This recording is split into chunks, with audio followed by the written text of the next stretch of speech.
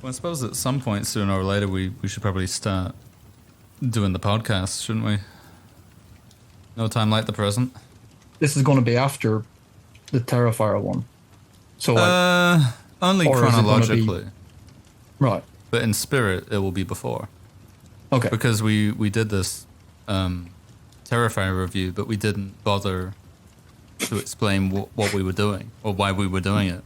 It's just all of a sudden in the ether there were these two people talking about Terrifier 2 in a lot of detail, but we don't know why or who they are.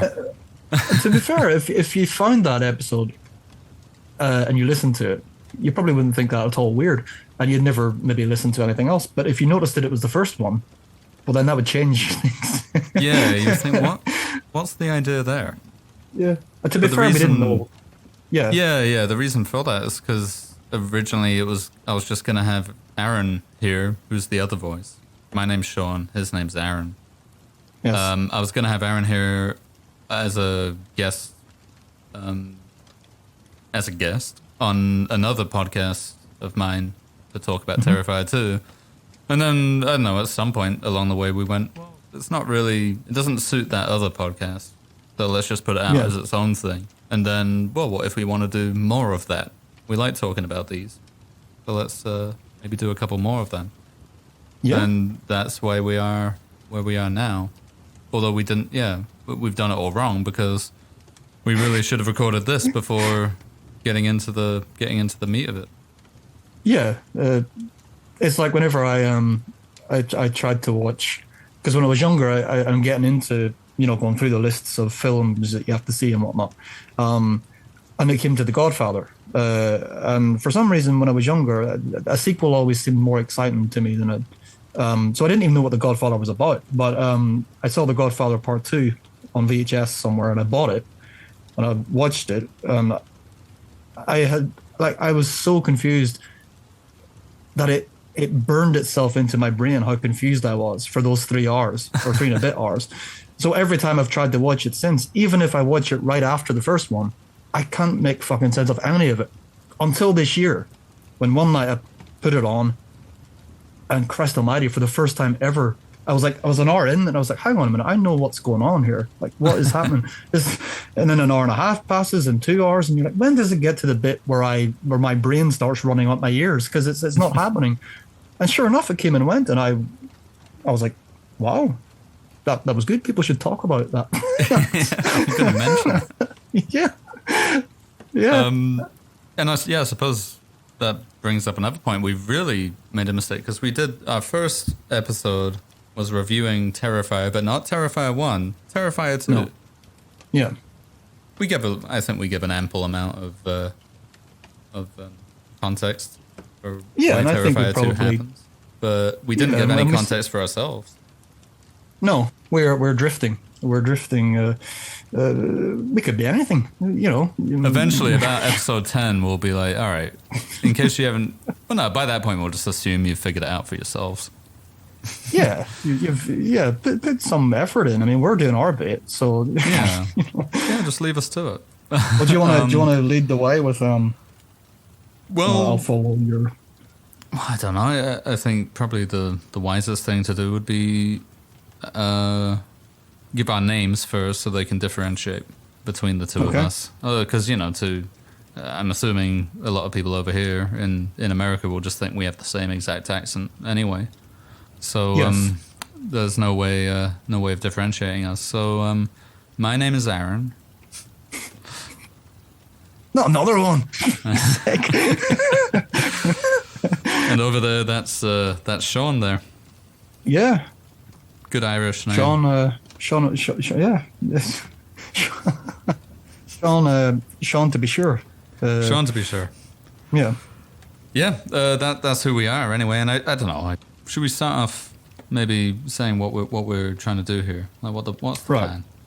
Well, this is the thing. We know basically what it is we're up to. We just haven't quite figured out what words to use to communicate that to anyone else. Because we hate all the words that we come up with. All the words are arseholes, and we So what are we doing? Well, if you were, if someone was to say, so Aaron, what are you doing? What would your instinct be to in a response to that?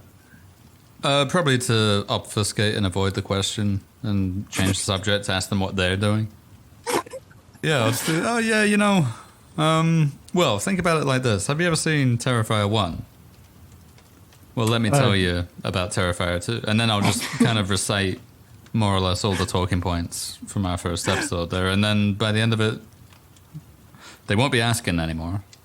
No, they will have no questions left in them where Terrifier 2 is concerned, or Terrifier 1, because I think we did give it a good see into as well. We did, although listening back, I realized we spent so long talking about it, and yet skipped over some pretty major plot points, or things that would make other things make more sense. And we also pretty much neglected to talk about like the acting or anything like that. Like, I think I felt bad that the main girl, her character's name is Sienna, she was quite good. Yeah, she was. I never mentioned that. I just mentioned that her brother has a long neck. Yeah, which isn't very fair, and I think it undervalues some of the things that I did like about it because I spent more time talking about things that maybe weren't so good. Well, we did say that. I mean, we talked about Clown Man, and we talked about the mum, her performance, and we talked about. I think we maybe, yeah, there are people we maybe should have talked about but did not. No, instead I just talked about how annoying the boyfriend was. That fellow is only in it for about all of 10 minutes. But it's like Jaws. The shark's not there much, but you come away and that's all you can think about is the shark. All you can think about is your man, and as you said, that the terrible idea that he might come back. Oh God! Snorting his cokers through his knob.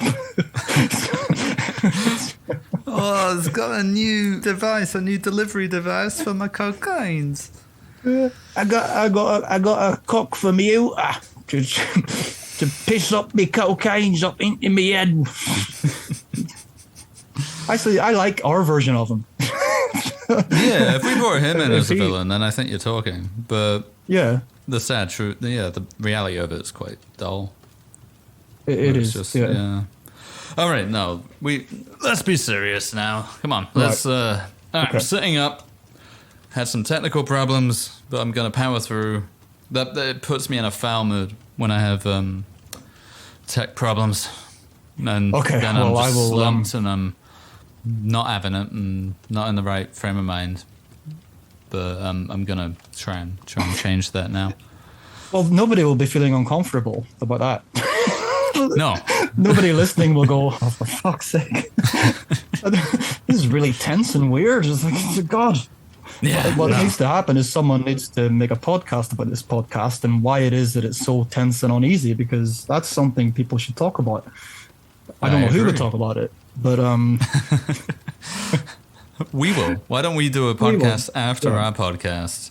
Kind of wrapping up. So will we introduce ourselves because we did not do that either in the first one or indeed in this one so far. So should we do that? Probably a good idea, isn't it? Who are you? Who are you over there?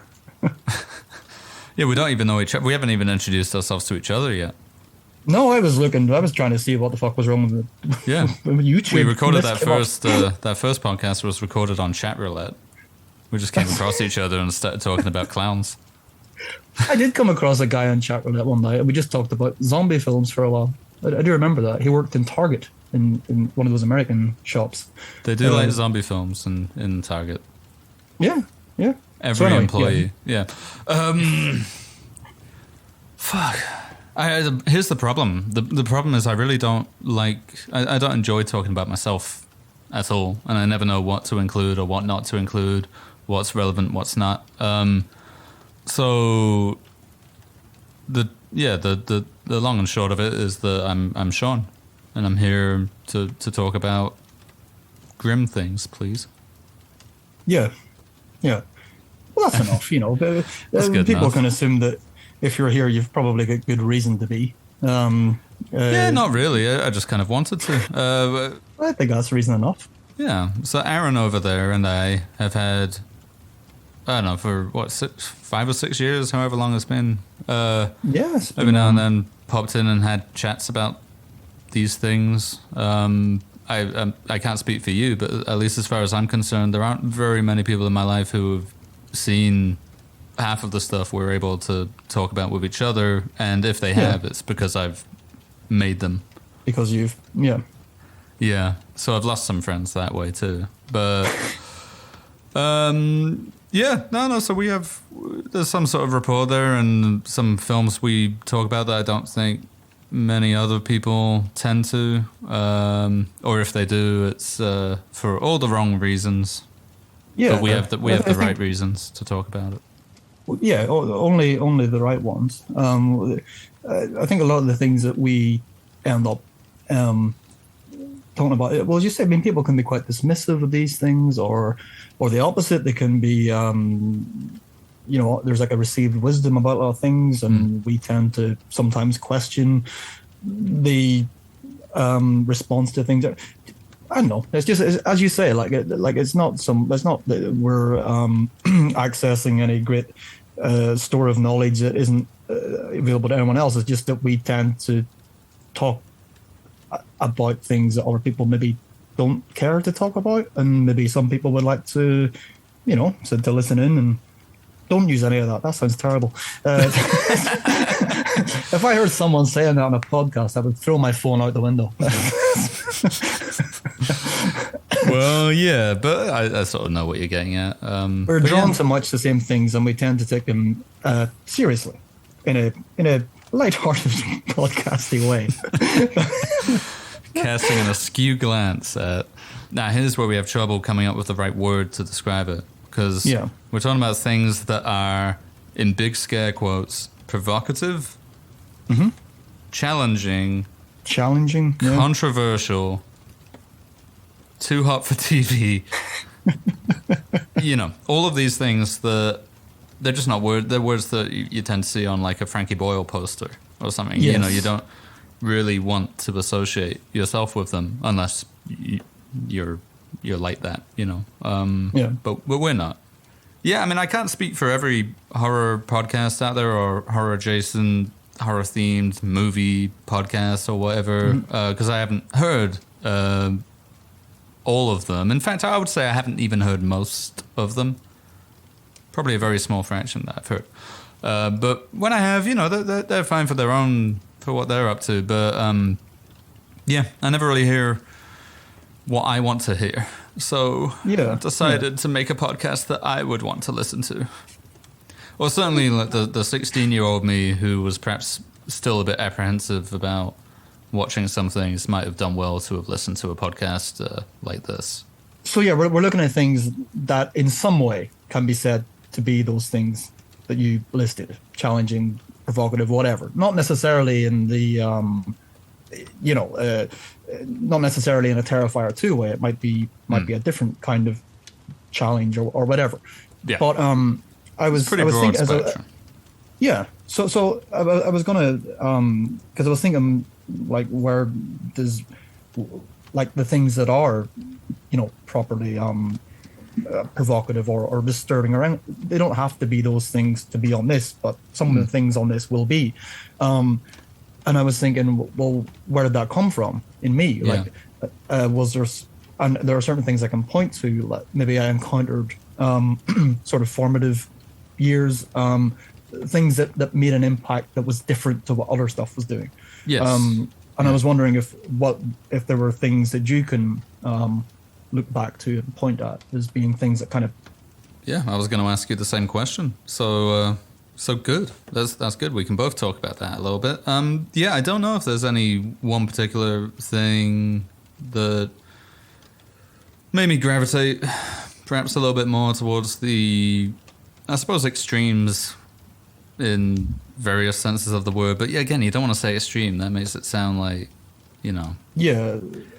It's not. That's not exactly what I mean. But yeah, like extreme. We can put a disclaimer: if we sound like knob ends, it's only because the knob ends sound like us. It's not because we,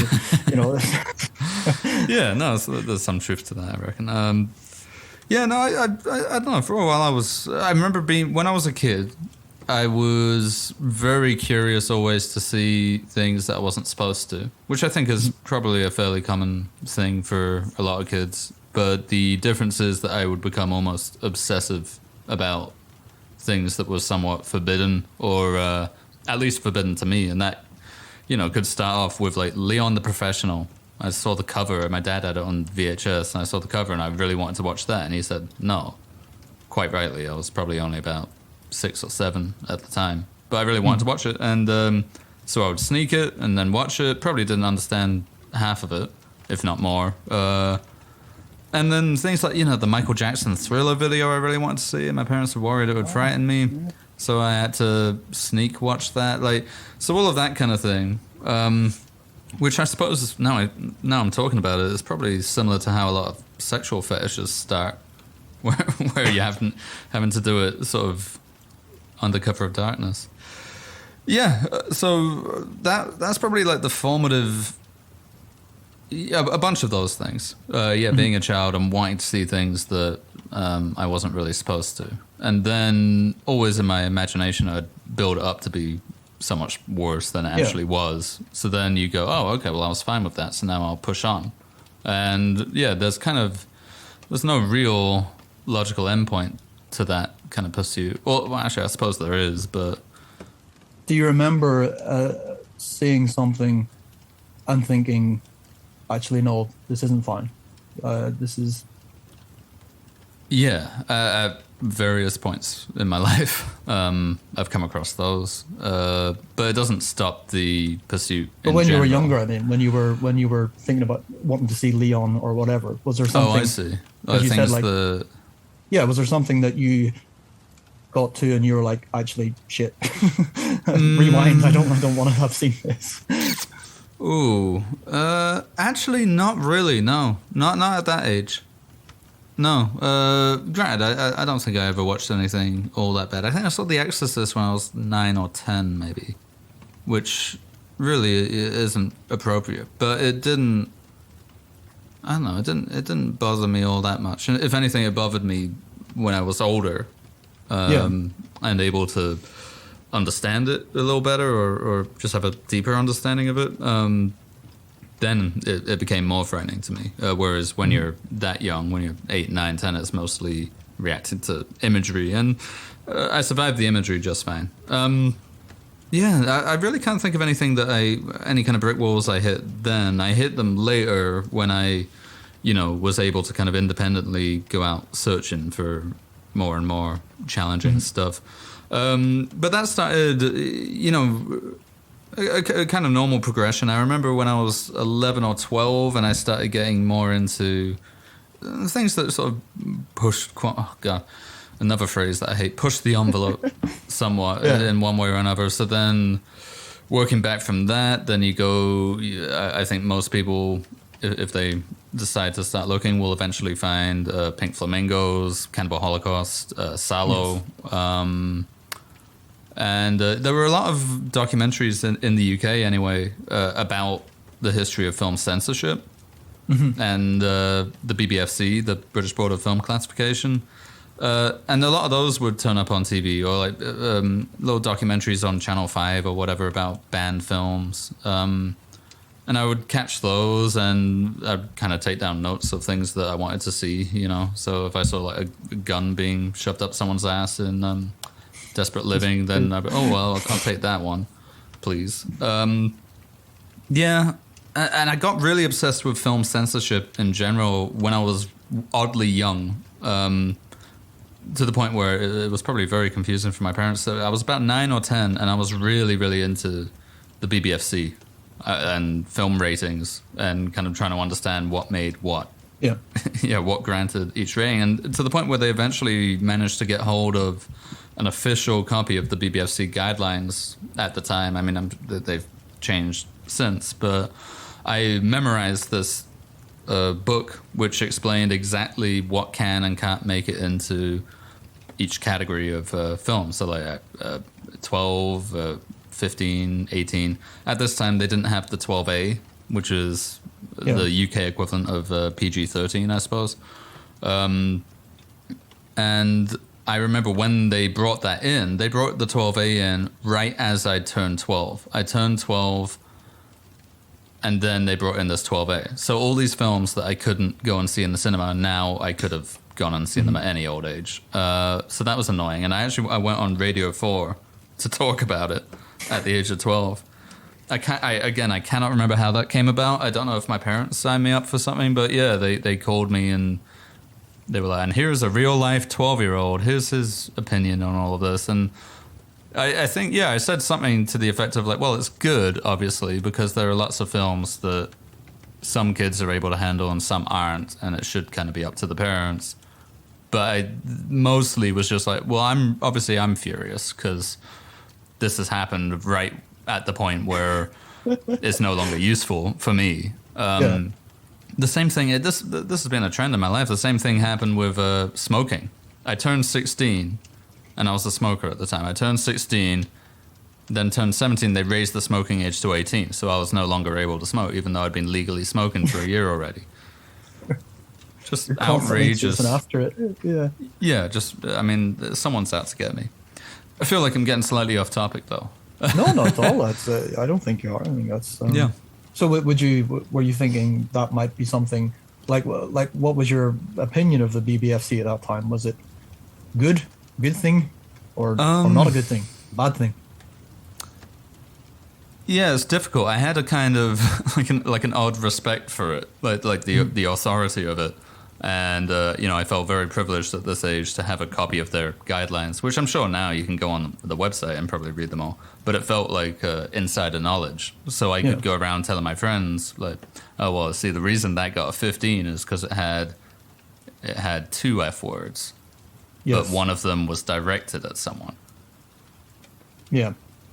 And this is why I didn't really have many friends at the time. But yeah, no, it felt important to me. It felt like, I had some kind of inner understanding of how it all worked and like who was saying what we could and couldn't watch, which I guess at least somewhat stuck with me to this day. It's informed my opinions on a few things with regards to broadly speaking, censorship of the arts or later, comedy and stuff like that. And obviously now we've got a whole different thing to to deal with when talking about fucking free speech or whatever, freedom of expression, and it's getting murkier and murkier and more difficult. But I remember at the time when it came to the movies, when I kind of gleaned that the BBFC were a government body that could, in theory and in practice, tell the entire nation that they couldn't watch something. I definitely bristled against that when I realized that other countries didn't have such a thing in place, like the US, for instance. I kind of bristled against that, and then I started to find them as time went on and the internet came about, and it became more and more easy to import DVDs from other countries or watch things online later.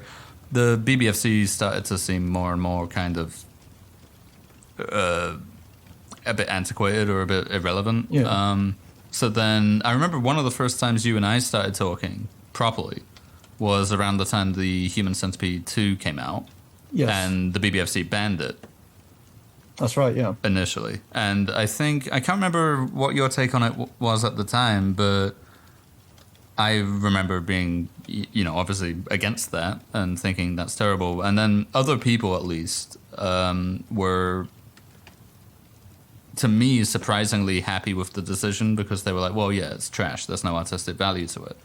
Now, saying this, I'm sure that wasn't you because, well, as you'll later find out, we both have quite good things to say about the Human Centipede trilogy, at least the first two. And the third one as well. I like the third one more than even a lot of the kind of gorehounds do. I think the first one, the central performance is ridiculous. Sorry? Yeah. The first one's the only one I couldn't really be bothered with. The first one, and this was another example of people having heard a lot about something and not actually having watched it. The first Human Centipede is remarkably tame. Not just compared to out-and-out extreme disturbing gore films or whatever. It's tame by modern horror R-rated standards. Yeah, It's really it's not also that bad. another thing that Charlie Brooker misrepresented before it was ever released. So people thought it was a joke before, because on that panel show or that panel quiz show Charlie Brooker had, was it called "You've Been Watching" or something? Oh god, yeah, I forgot about There that. were jokes when the Human Centipede trailer was doing the rounds. They had their fun with that. But Yeah, and I understand the film's why, very and restrained. yeah, I understand why, but I remember being annoyed reading people, kind of knee-jerk reacting to the idea and supporting the BBFC in that decision. I still don't think it was the right decision. I've seen the completely uncut version now, Yeah. obviously, and I still don't think it was the right decision. No, but basically, unless you're, well, I suppose when you get into, I was going to say unless a crime has been committed, but then you start, Yeah. well, there are, what's the word I'm looking for? Something laws, to do with taste is like, what's the fucking word? obscenity, It falls foul- indecency laws, indecency Yeah. and obscenity. Obscenity, that's what I'm looking for. Obscenity. Well, they have it under in the UK. Again, it worries me a little bit when it's tied to government laws. I don't think that's really a great idea. Just because who knows what kind of government you're going to get? Who might Well, yeah, come in and that's then what I make mean. things. Because on paper, well, if it commits a crime in its production, like if it does something where it's minors at risk or whatever, Yeah. as in children, not not 1980s minors.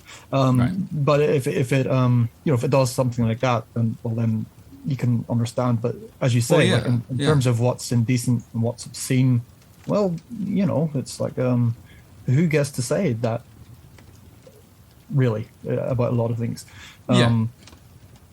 So It's an antiquated idea, I think. I think I understand, in the early days of cinema or entertainment in general, I understand them not being so kind of free thinking with it, fine. But when you get to a point, where there are huge industries and then independent industries and all kinds of people producing these films and millions, at least hundreds of thousands of them being made every year, to expect one government body. And also I didn't like that they charge quite so much to get a rating. Yes, and if you it's don't quite a get lot. one, then it's illegal to screen in the country. That to me that seems wrong. It seems to unfairly punish or penalize people who don't have the budget to, because it's not just the film that the BBFC makes you submit. You also have to submit every trailer, every extra feature, every commentary, every little featurette or whatever. Yeah, and every time it adds it's- up. It gets very expensive. yeah, but as far as I know, every time it goes onto a new, so say the DVD gives Yes. you the Blu-ray. As far as I know, you have to resubmit still. Has and to go be through all done that each again, time. Yeah. So even if it's exactly also, the same. yeah, but you get the ratings changing quite often for that reason. Yeah. So things that were an 18 in the past are now a 15. I'm not sure if it's ever gone the other way, but Well- it has happened that PG films have had 15 rated DVDs because of an extra feature. But Well, yeah, I mean, back in which the is day, it quite was also stupid. true that people would would want to slap a higher rating on. So the video label Redemption, which I think was set up by Nigel Wingrove, who made Visions of X, or maybe not set up by him, but he was part of the. As far as I remember, he was something to do with Redemption Video. Anyway, the Oh, first really? time I Yeah. saw Haxan, which turned 100 this year, it turns oh, out. happy birthday. It was rated 18. It was on a VHS with really? a goat's head, and it was rated 18. It wasn't an 18 certificate film. No. It was denied a certificate for a long time, but that was many decades before. Yeah. But it's just more people are likely to buy a Redemption video if they think it's an 18 than if it's Yeah. it's like wanting a parental advisory. So you'll throw a fuck in at the end Yeah. just to get that. Yeah, Yeah. and I understand all of that, but by the way, I just realised that we're chatting a lot about the BBFC here. That probably is worthy of its own Yeah, own 'cause- discussion, isn't it? Yeah, because there's a lot to be said there. Yeah, Just one thing I will say on your on your sort of changing certificates and getting higher or lower. One example that did leap out at me at the time, when Crimes and Misdemeanors by Woody Allen was which is probably not my favorite of his films. It used to be Manhattan, but I think it's not that. But when that came out on DVD, it had an 18 certificate, and I couldn't understand why. The only thing that I thought, is that why? But Woody's character in the film is a documentary filmmaker, but he's got a niece, I think it is, who he takes to the pictures a lot. And I was like, they wouldn't have rated it 18 because it's got scenes of Woody Allen going to the cinema with a young girl. And so I had a friend who was at the BBFC, and I said, is that remotely likely? And now this isn't on the record, or he didn't really know, but he said, it could be. Yeah. Like, wow, that's something. It's one thing I remember from the guidelines was, there is, especially the higher up you get, like 15s and 18s, and then R18s, which is basically reserved for like porn, or soft porn anyway. The guidelines get very vague, and there will be things like certain implications, and it's the same with language. It's like language can be used, but only in a certain way. So like swear words, individual swear words. Like you can say cunt in a 15, and you can get away with it, I think, once or twice. But if you say it in a way where it's aggressively directed at someone, then it becomes an 18 automatically, no matter what else is in the film. So so it's Shaun of the Dead. It's can I get any of you cunts a drink? Yeah. Can I get any of you cunts a drink? That's fine. But if it was, can I get any of you cunts a drink? Then it's different. Yeah. And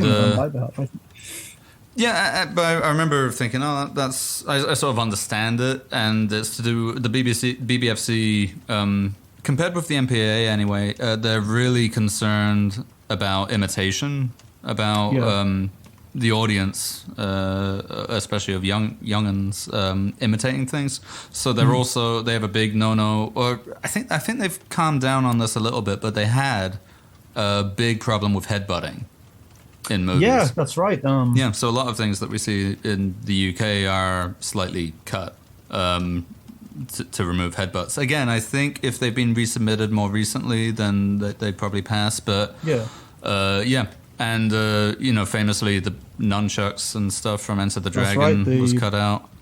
The original Turtles film suffered from that. Oh because and butterfly knives in general, I think, are not you're not really allowed to flourish them. So they have a big thing about imitation, and maybe language falls into that too. They don't want 15-year-olds running around calling everyone cunts. Yeah. Which, I mean, if they knew, again, this is why I think it's a bit outdated. It's like, no, we were running around. I called my gym teacher a cunt when I was 7, or 7 or 8, because I learned the word. Because you can't hide those words from people for very long. I learned the word and thought it was funny and decided to use it because I wanted some sweets. Yeah, I mean, in my school, you got detention if you didn't call a teacher a cunt. So stuff like that, where I was just like, this doesn't really reflect reality, and they're catching up to that now, especially with the internet and stuff. It's like you're not gonna stop anyone from seeing anything they want. So it seems, and if films that might have came and went with very few people noticing. Yeah. Well, all you have to do is refuse a certificate, and not everybody's going to see that film. There's also the phenomenon of distributors cutting the thing themselves so they can get a lower rating. That's right. Resulted in all that's doing. If you know that's happened, nobody's going to pay to see The Equalizer 2 if all the stuff they want to see has been cut out to get a lower certificate. So they'll pirate it. Or The Woman in Black. I know we have different views on that film, but what is for sure is that the UK version, it was dampened. Yeah, by quite a lot. So a lot of the stuff that really worked and that made the thing worthwhile isn't there. So, but again, that's a distributor issue. But that's another odd one, and you get this to an extent with the MPAA, but not quite as much, but it's another one where the BBFC are kind of vague about things because they have their list of like content and some pretty clear set rules on that. But then they will think nothing of throwing a higher rating on something just because they feel its tone is too frightening or unsettling in some way or another. So like that happened with Woman in Black for a start. Like content-wise, I don't think there was much that would have gotten out of 15, except for just they found it scary. They found it made whoever watched it frightened. Yeah. So they just dampened the sound on some things, made some things less quick. I think they made an edit to the bit where you see her hang herself. Unprompted.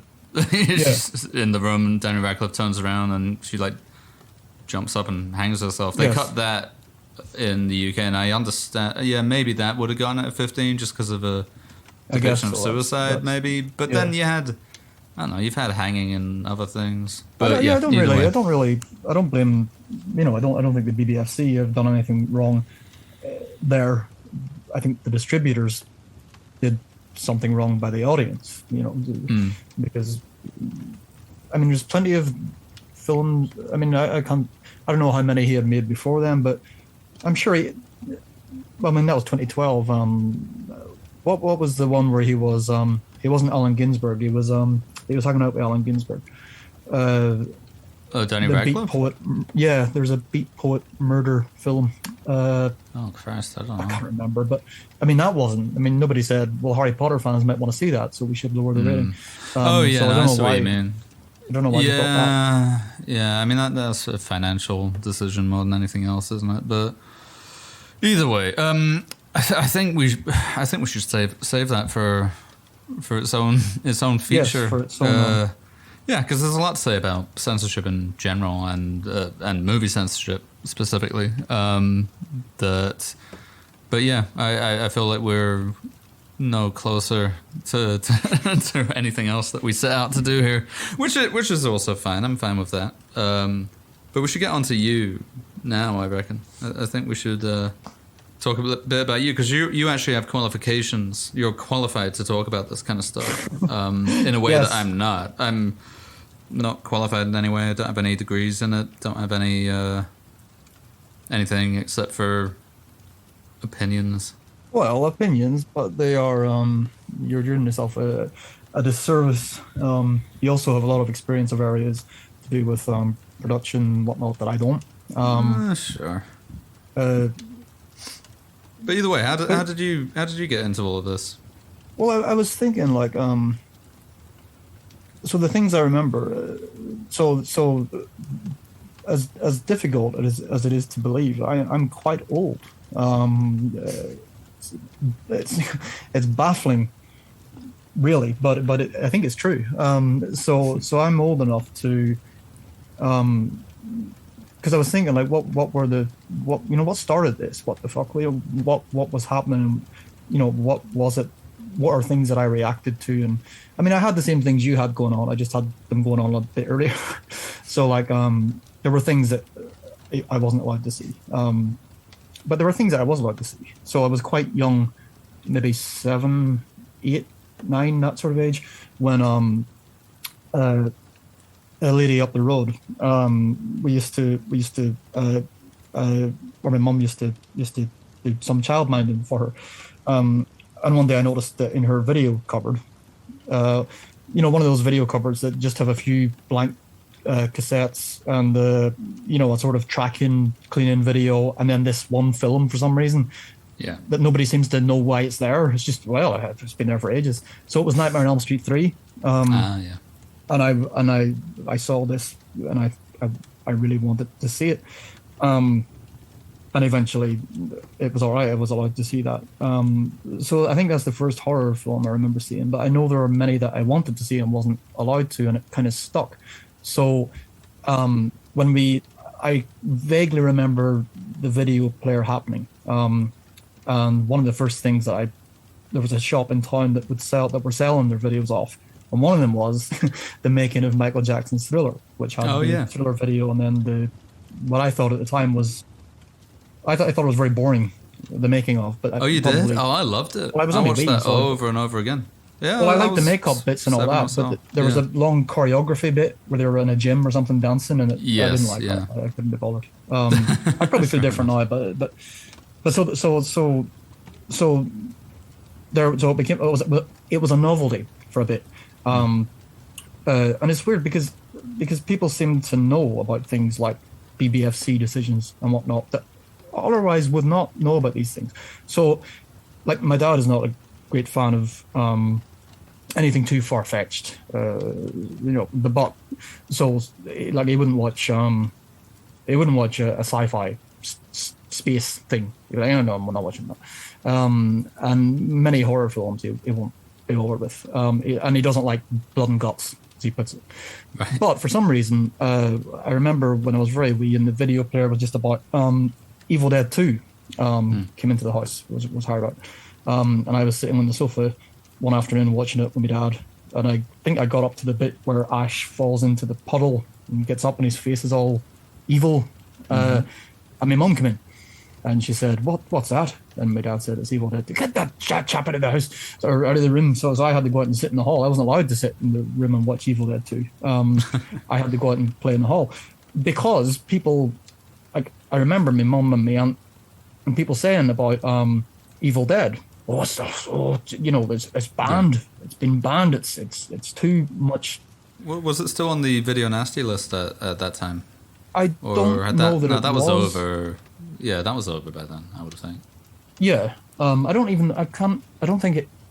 I'm not entirely sure that it was an official video nasty, but it was banned. It was effectively banned. It was Right. refused a certificate uncut anyway.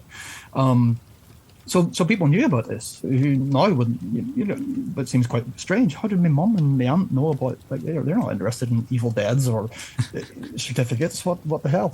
But so I guess the thought was, well, this is that.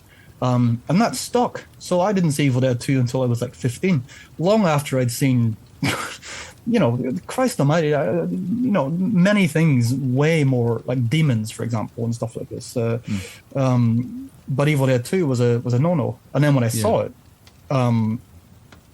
like, sometimes it would be on, so there was the channel Bravo, and I remember they would show it sometimes, and I was always like, should I record it? But I felt bad. I felt like I shouldn't. So I had to wait. But then when you see it and you think, right, okay, well, that's obviously a very different thing to what they thought it was whenever they were thinking of Evil Dead. But my mum sat and watched it that day, and surely she would have noticed this is daft and silly.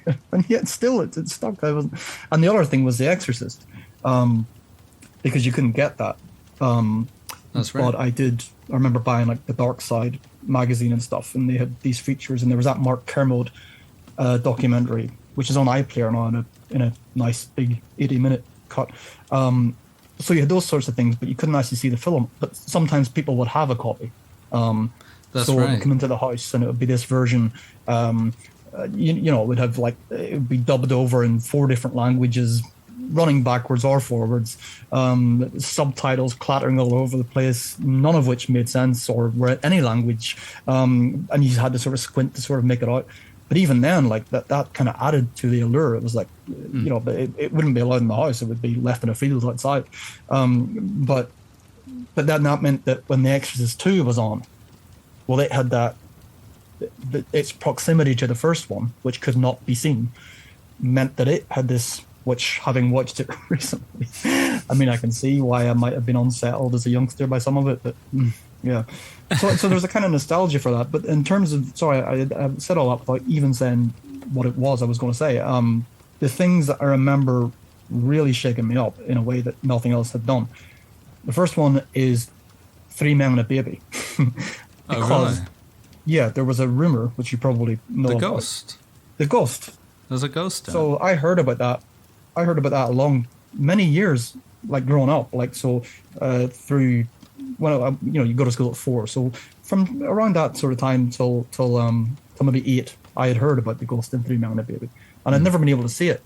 And then one day, my friend told me, if you go to this, fast forward it, put the numbers to 0, and fast forward it until it says these numbers, and then press play and look over at the window. And I was like, okay, well, I'll try it. And it was like, again, it was like The Godfather Part 2. It was like, I've tried this a million times. It's never clicking. Well, let's give it a go. Fucking saw it that time, and I squealed and I ran away. And I was like, I don't know how the hell my mum calmed me down, but it was like I was in bits.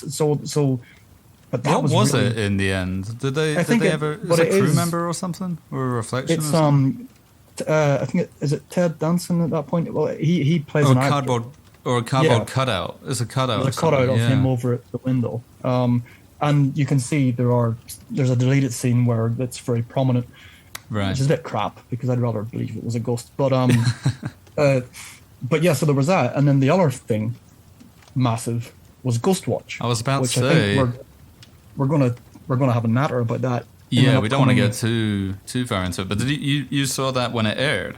I saw that when it aired. I Oh, don't wow. remember much of the start, but I know when it was turned off, and it was turned off. There's a shot of the curtain, Yeah, and the camera whips past, and there's something at the curtain. which and is quite it was similar that- to the Three Men and a Baby. Exactly, yeah. So it was that same where- thing. It yeah. was just a complete.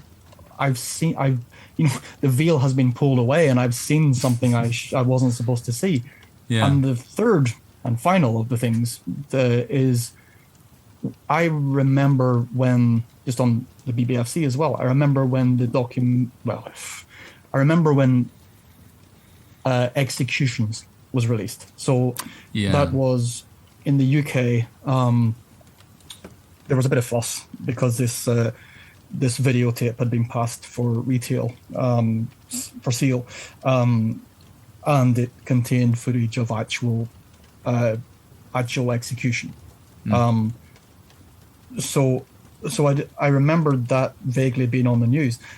And then my friend at school, who had a uncle who sort of did the kind of, yeah, I've got all the videos, just come back here, I need all these Work things for with labels. Nintendo. Yeah, yeah. All these tapes with the wrong names on and code words, so you didn't think this was Yeah. this, but it is this. And one of them was Executions. And I mean, this is something that tells me, A, how old I am, and B, just how much things have changed. Because when we talked about it at school, before I had seen it, nobody believed us. Like the girls, yeah, fuck off. I write. There's they just allow a video to go out with somebody getting shot. Yeah. I suppose you watch it on your space video machine that your dad got from America, but you can't remember where, and you can't show us it because it's in the wash, like that kind of thing. And like nobody was buying it. I remember not buying it when I read about Faces of Death in Empire in that magazine or case- something. I read about it. I was like, well, surely they can't actually do that. And then it turns out a good half of it they didn't. they No, they simulated didn't. it. Yeah, but then the other half, they found stuff and. Yeah, Yeah, and, I understand not believing it. It was a surprise to me. I was like, well, surely that's not legal. Like, surely you can't have footage of an can't have actual that, yeah. person dying. Well, I took that copy of Executions home with me, and I had put it in. I don't think I'd rewind it or anything, so it was near the end, and oh Christ, there's footage at the very end of the thing. It's kind of building up to it the whole way through, because I mean it. For somehow, okay, so the BBFC's argument was, this is a serious documentary. It's about capital punishment. It's got an advocacy kind of thing going on. Yeah. Has it? Fuck. It has none of those things. It is transparently. It makes no sense. Like as a documentary, it's like, the death penalty is terrible, and you're like, oh, okay, well, we don't have the death penalty. No, but when they did, Jesus. He knew all about it, and then there's a bit about so it kind of goes through the history of killing people, of government or of state killing people. So there's no through line, there's no argument. It's just this happened back then. Here's some ugly looking drawings of it. We think that's a bit grim, and then this started happening. And as it goes on, the footage starts getting that bit more clear. So by the end, there's like a stoning or something that they show. But, there's no argument whatsoever. It's transparently doing what it's doing, which is selling. It's in the Mondo tradition. It gets away with the things it gets away with by pretending it's got some sort of, utility or educational purpose or, I mean, even bum fights try to push that. You know, like when you see that, it's like this is a protest, if anything. You're like, okay. So executions tried the same thing, and it got away with it. But at the end, there's footage of a man being shot. Mohamedine Salar was his name, and the camera is there, and the shots fire, and it's the first time I saw that happening. And not in a Hollywood way. So first of all, there was no blood, which was really unsettling initially, because it happens quite quickly. So it's like blast beats. It's like fuck, and then it goes in close on his face, and so those three things in all those cases, it was I've seen something that I wasn't supposed to see, that I shouldn't have seen. Either it's because they left something in the film by accident, Three Men and a Baby, or because they caught something by accident, as in Ghostwatch, or because what I'm saying, it just, people aren't supposed to see this. Yeah. And those three things, I ended up, I can see why I looked for things like that going forward, because in a way, if I get into Dr. Phil on us all, I can see, I had various issues with alcohol and things like this in my life, and I can see that it's kind of coming from the same place. That's a more benign expression of it. It's like something is impacting me physically, and it's doing things, and I have nothing to do with it. Right. If I get drunk, I'm not making me drunk. Something else is, and it's the same thing. I'm not feeling this. Three Men and a Baby is making me feel this. And so you're at once really grounded where you are, and you're also taken out yourself, which is a very strange experience. And I can see why that would be something that I would ruin my life trying to chase. But it's exciting, and I guess it's something that becomes less and less likely as things go on. So I guess when things do provoke or challenge in some way, there's a bit of me that's kind of calling back to that, and like that, how that felt to be, if that makes sense. That's no, absolutely. And you put it far better than I did. I just got sidetracked talking about the BBFC. But yeah, no, I think that's absolutely relatable. I was going to say you could have saved yourself a whole lot of bother if you took that tape back to your mate's uncle and said, no, execution's a bit much. But he's like, well, I've got this other one. It's called Animal Farm. Here you go. It's more your, well, that was more actually your speed. Talked about a lot. But when I was doing my, so I never even answered your question. I my background is in film studies. I taught. I don't teach right now, but I'm doing work, and it's partly to do with what I was doing with my thesis, which was looking at that kind of stuff, maybe for, again, those reasons. But in the middle of all that, it was an HMV one day, and there was this DVD, and it was called Executions 2. And I was like, I haven't heard of this. It had an 18 certificate. It was so I bought it. It was quite cheap, and I came home and I put it on, and it was clearly made for the same reason the first one was, but with no pretense to. It was just literally a succession of scenes leading up. Our Bud Dwyer was in there. That same Mohamedine Salar footage was in there, and it had been cut slightly, but that's all it was. Like, there was nothing connecting these things. It was just a string of stuff, and I was like, either that's just there by accident or something's going on, because around the same time the BBFC, mentioning bum fights, had banned or refused a certificate to a horrible video they put together called Terrorists, Killers, and Other Middle East Wackos, which was a lot of execution footage, and that footage again. This would have been around the time, of the whole war on terror stuff. So we started getting things like Ken Bigley and exactly, Daniel Pearl and all of that. Yeah. So you think they were sort of trying to capitalize on that, the bum fights people? Not to accuse them of malfeasance in any way. I'm sure they're a lovely bunch of gentlemen behind bum fights, but they were putting together. They were making a mixtape essentially. Yeah. And my Thank God, by the way, it's quite hard to monetize that now. well, that's the thing. Because now it's That's just online. But yeah, back in the day, I think people could make money off doing something like that. yeah, they could and did. And it's if I had myself in shape enough to do it and published the thing when I actually had a window to do it, because the book I've been working on to do with all that, it now needs a substantial chunk that it didn't need before because things have changed so much. So I kind of got up to Luca Magnotta, if I can pronounce his name, and I was like, well, this is different. Okay, this is like the ISIS stuff. This is performance, and this isn't something. This is different. What he's doing is different to, what people are doing when they're pulling stuff from all places and putting it in one tape. And what you mean by that, in case someone isn't familiar with Luca Magnotta and his work, is that he was. I mean, he essentially became a murderer or a serial killer, in fact, because he killed more than one person. But he. It does a documentary about him on Netflix called Don't Fuck With Cats. Not a fan of that documentary, and I believe you're not either. We can talk about that another time. But he made trailers for his recordings of him killing one person in particular, and animals and cats and others. But he would make trailers and submit them to gore sites, and then he uploaded the actual videos to gore sites, right? Yeah, of him killing someone and messing with his body.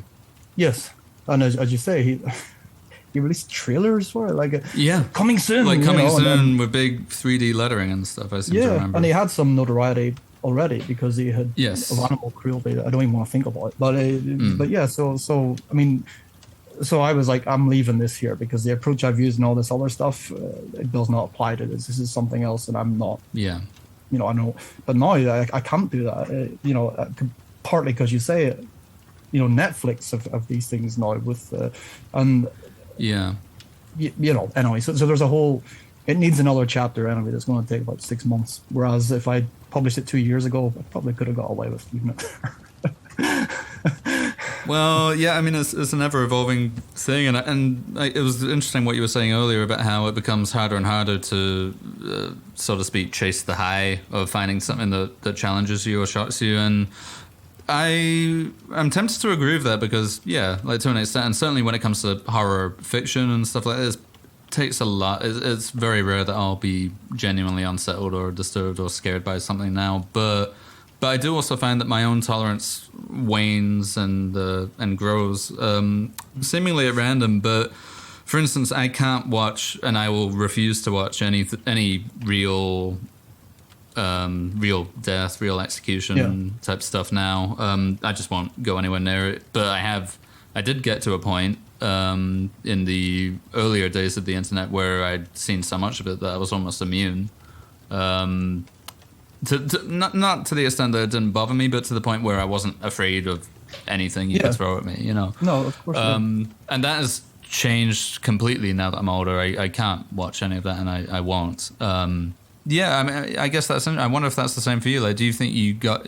I mean, doing your thesis and presumably watching endless hours of this stuff. Did you worry that you got into a point where you were too kind of desensitized to it, or do you think you never really did get that desensitized to it?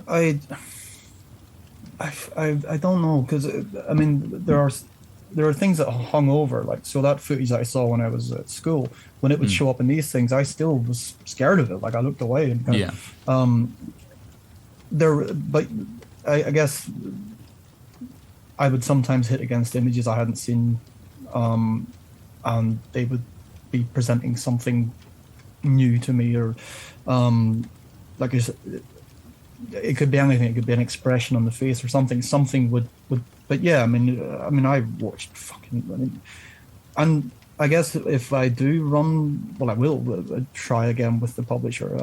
I know what the issue was before, but I think I need to really ask myself what the fuck, because the book's on the ethics of this stuff, because I think it's more complicated than just people are just getting off on it. It's like, well, okay, but what is happening in that moment where they're supposedly getting off? Like, what's happening? And I need to ask myself, like, because I know why I chose to do that. I didn't have, nobody told me to do that. I did that because I knew the best work would come out of me if it was something that I was that kind of if I felt it that viscerally, that's Yeah.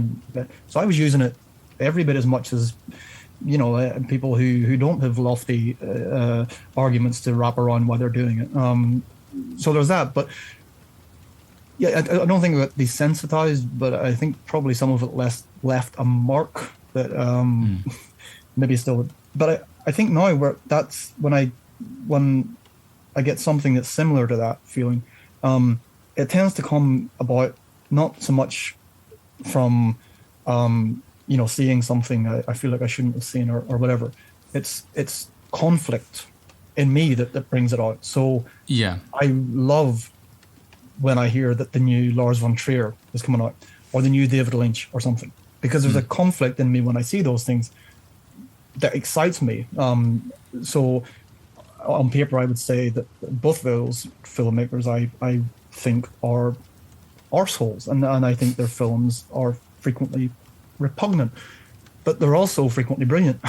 And that's I like that. I like that kind of, it's not the same as hate watching. It's not like I go in thinking these things are going to be, shit. It's, I know they're not going to be shit, but it's what are they going to do this time? It's going to annoy me. Or like how well are they going to do that thing that it makes how much I hate the other thing. Like, well, I may as well get them out of the way now. Like, it's that thing about just in terms of things that are challenging or things that leave you conflicted in some way. Around the time that the Evan Rachel Wood, Marilyn Manson stuff was coming, I mean, it had been about for a while, but by the time it had kind of officially been, the narrative was official, who it was and what had gone on. For whatever reason, I had recently been listening to a lot of early Marilyn Manson, which again, when I was younger, it had this kind of allure. It was dangerous and it was horror-ish, and it was, and I found that I still really loved Antichrist Superstar, Mechanical Animals, not so much anymore for some reason, but the first few I still thought were amazing, and I started listening to the original version of the first album before it was remixed and all this sort of stuff, including the stuff that was taken off the EP Smells Like Children, which was the kind of breakthrough thing with Sweet Dreams. There are 2 recordings that were on that originally that never made it, and they're called Abuse 1 and Abuse 2. One of them was the sound of Marilyn Manson and his fucking lackeys tormenting someone backstage, or supposed to be that, whether it was or not, that's what it was presented as. And the second was a woman talking about a time when she had been a babysitter and what she did to the young. I mean, I was listening to it and I was like, what the fuck? Why am I listening to this? First of all, I mean, it should be enough to know what it is, because I did know. So, and then I found it on YouTube actually, and I was like, well, I'll hear how it was supposed to be, and then really wished I hadn't. So, but I was still having these kind of internal dialogues about why this made sense and why Marilyn Manson might have chose to do this and why that was a theme. And then this stuff happened, and then that changes everything. So suddenly you realize that a lot of what you thought was an act and maybe understood in a certain performative Alice Cooper type register, well, some of it wasn't, and some of it started to get into really grim areas. So this was happening, and I was like, well, I can't listen to that stuff. Like, not only that stuff, but I can't listen to Antichrist Superstar or any of that stuff. And at the same time, I was reading George Jones's autobiography, and George Jones may not have done the things Marilyn Manson, but he did things. He was not a good man to be in a relationship with. This is George Jones, a country singer, maybe the best country singer of all time, some people would say. He was an addict. He was an alcoholic. He was. There were times when he was extremely unpleasant, to put it mildly. But I still listen to his stuff, and there I am reading this book where he's talking about the horrific things he did, and I'm saying, this is like a thriller. And also thinking about Marilyn Manson and how I'm never going to listen to that again. So then I was, what is this? Is it because George Jones admits to it, so it's different, or is it because it's happening in real time over there? And then, just to bring this tangent to the big thing that really conflicted, was when Kanye West released Donda. Right. So I'm a massive Kanye West fan, or I think I can still say that. I think he's very. Well, you just got our podcast demonetized, so that's good. Well, he released the album Dawn, which was challenging in itself as a thing to me as a Kanye fan, because it was the first thing where I went, "This is shite." Well, it wasn't that it was shite, but it was he knows how to do a track one. All right, so the track one of Donda is just someone saying Donda's name at different speeds, and it's Jesus. And the track one on the album was a song called It's a song about him telling his partner that he thinks about killing her all the time, and he's like, because I think about killing me all the time. I'm like, I love myself, but I think about killing me all day, so you better believe I think about killing you as well. So it's like, that's track one. And so he has a history of these sort of opening things. But then Donda is a very sprawling thing. It's like Sandinista or something by The Clash. It's like there's way more of it than there needs to be. But it's kind of funny that there's so much, because there's this tracks that there are, and then there's a couple of part twos of those tracks, which aren't bonus tracks. They're part of the actual album. They're just the same track again, just with a different guest maybe, or maybe it lasts a bit longer. So it opens with a track. The first proper track as a song is called Jill, and it's Kanye shouting about guess who's going. He's singing. It's got this brilliant fuzz riff thing. It's amazing. And Jay-Z appears at the end. It's all very nice. And then towards the end of the album, there's Jill Part 2, which is the same, except instead of Jay-Z, you've got Da Baby, who had recently suffered some cancellation because of some horrific homophobic remarks. Homophobia, yeah. And in the choruses, you've got Marilyn Manson. Now that part 2, it sounds incredible. Like the first one sounded incredible, but this, like, it's amazing just what a difference someone with a voice like Marilyn Manson makes to that. But then you think, well, that's why Marilyn Manson, was famous and hugely successful, because he has that thing where, melodically it's different. It's just brilliant. But then, I mean, why is Marilyn Manson there? We know why Marilyn Manson's there. Why is the baby there?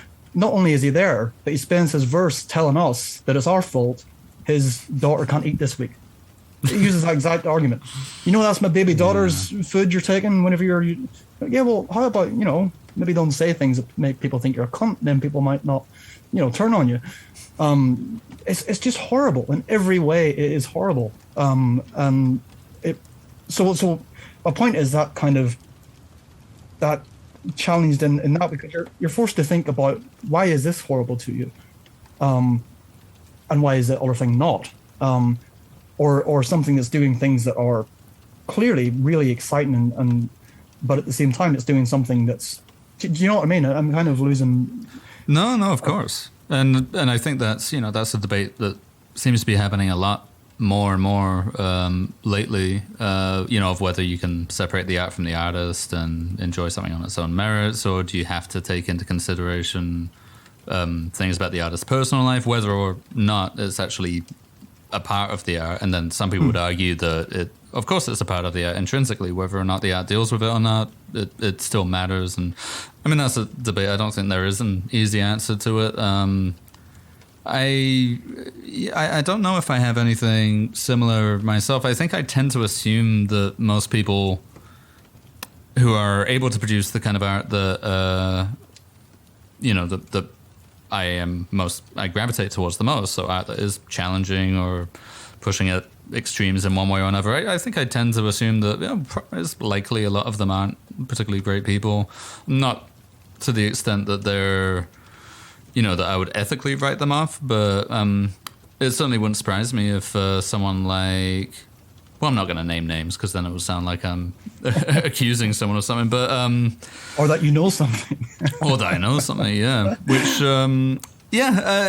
it's difficult, and I don't think there's a time where I've, refused to watch something that or listen to or whatever, read something just because of what its creator might be. I think there are all kinds of reasons to consume anything. I mean, for the same reason that we'll probably get into this, like that you and I would be interested in watching something like Triumph of the Will or Birth of a Nation or something like that, even though they're And I think it's easier to do that. Kind of going back to what you're saying about why is it's worse with Marilyn Manson and DaBaby, but not so much with kind of historical things. You know what I mean? Yeah.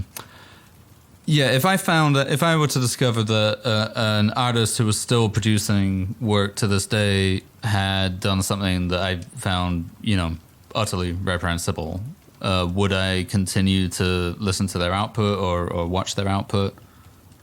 I'm not sure. I don't know if that's really happened to me yet, and that's probably just because I'm such a good judge of character when it comes to the people I choose to follow, and they're all nice and they haven't done anything wrong. Well, I think as well in the case of the GL2 thing, it's the tone of victim blaming, cowardly kind of. Yeah, it's your fault. It wasn't me. I didn't do anything. It's you. Yeah, it sounds like a weak family. That's just disgusting. Like, oh no, like if they said, yeah, I said this thing, it was fucking horrible. There you go. Well, that's different. That's okay. We can work with that. And Kanye would have done that. Yeah. So I don't know. I sort of think there might be a sort of confused messianic thing in the cancelled, or I suppose the Kanye's tax collectors or whatever, but Jesus wasn't inviting Zacchaeus to come down from the tree to shout at the people he stole the money from, tell them it was their fault, and I think the Sermon of the Mount didn't play out like that. So it's one of those things. It's like it's stuff that clearly is working for you in ways that are enjoyable, that you want it to work, and then are also doing things that you find not so good. I think that maybe it is just that there's no rhyme or reason to it either. Like in your case, you can accept some things even though they're on paper equally problematic, but you find it easier or somehow less distressing than something else. Yeah, I think maybe it's case dependent, and that's part of being a human with complicated reactions to things, probably. Yeah. Which is kind of what all this stuff is, exactly. It's all coming from the same place, whether it's anger or whatever. If something's working in that way, then it's worth trying to figure out why, or why it does it for you, or whatever. Yeah. And this chatter, by the way, should have indicated by this point that we're not limiting ourselves just to movies when we talk about this kind of stuff. Because, even though that's probably what we have the most common ground on in terms of, things that we've both seen and both know a bit about, and the history and the context of especially, kind of more notorious things that were challenging in one way or another. That's what brought us to this point. Yes. Because we haven't really heard people talking about that stuff in a way that we would want to hear. Well, But, so that's why we're here. It extends to like music and potentially literature too, I guess. I feel less qualified to talk about both of those things, except for the things that I know well. Whereas movies, I feel like I maybe have a broader understanding of. But that's more or less. I don't think we explained all that much about ourselves, but that's fine. You don't need to know all that much about us. The important thing is that you have like a little idea of maybe the kinds of things we'll be talking about. We've talked about it all in this one episode. We're actually done. That's the end of the podcast. It's the end of the season. No, but yeah, basically that's the kind of stuff we'll be going on about. We'll focus on individual movies, then focus on themes about things, individual filmmakers, whatever. Fucking black metal. We decided we want to talk about black metal at some point. Yep, because you're very knowledgeable. I'm a fan, but I'm a cult expert. Yeah, I'm one of those people who likes the bits and pieces that they like, but there's a whole universe there. That, you've read Lords of Chaos. That's good enough to start. Yes, that's yeah. So that among other things, I don't know. Anything else you feel like you should mention? I don't think we shouldn't say too much about what's coming up, because it's obviously going to be a great sport for people to try and guess what the next one's going to be, including ourselves. Also, we might say we're going to do this, and then in my experience, the second I say I'm going to do something at some future date, that thing will never happen. So Everything but that thing will happen. Yeah. So, But we have ideas. We have ideas, and we think Yeah, it would be we've got nice. You know. yeah, I mean, generally, that's the sort of thing we're talking. I mean, it took us a long time to say those things, but I think in some, we kind of got to the point. Yeah. I think it helped us figure it out too. Yeah, which Which is useful. Yeah. Because we can, we shoot messages back and forth all day, yelling out names of things and then this and then that too. And then, we could go from there to this or blah, blah, blah. But not to jump the gun, but I think it's going to be the best podcast. Certainly of the last 30 years. Okay, yeah. Being generous. I think it will be the finest podcast certainly about this kind of stuff. Because, Yes. everyone else is rubbish at it. Yeah, no, it'll be all right. It'll be all right. We'll get there. We'll get through it. And, we look forward to you joining us. Should we do a jingle? We should have a jingle. That's what podcasts do now. They have a jingle at the beginning and a jingle at the end. Yeah. Yeah. Well, our Aaron over there. Sorry, I meant to be Aaron. Aren't I? Oh, fuck it. Who cares? He knows a thing or two about jingles. He makes them. If you're familiar with the Rice Krispies commercials, then you'll have heard his work. Following that discussion that we had about people using my name willy-nilly and also Damien Leone and nominative determinism, I've decided it's probably time I start calling myself Aaron John Baez or something. So I think that will work, and yeah, it'll mean that people will be even more keen to hear the jingle. Yeah, just change your name whenever you're in need of a specific skill set. Yeah, and then nominative determinism will ensure that you get there. Yeah, it's my version of plucking the eyeball out the head and sticking it in my own head. Right, exactly. Yeah, you pluck a bit of John Baez out, stick it in somewhere. Stick it on in there. There's room. Yeah. Well, there's always room. Good night.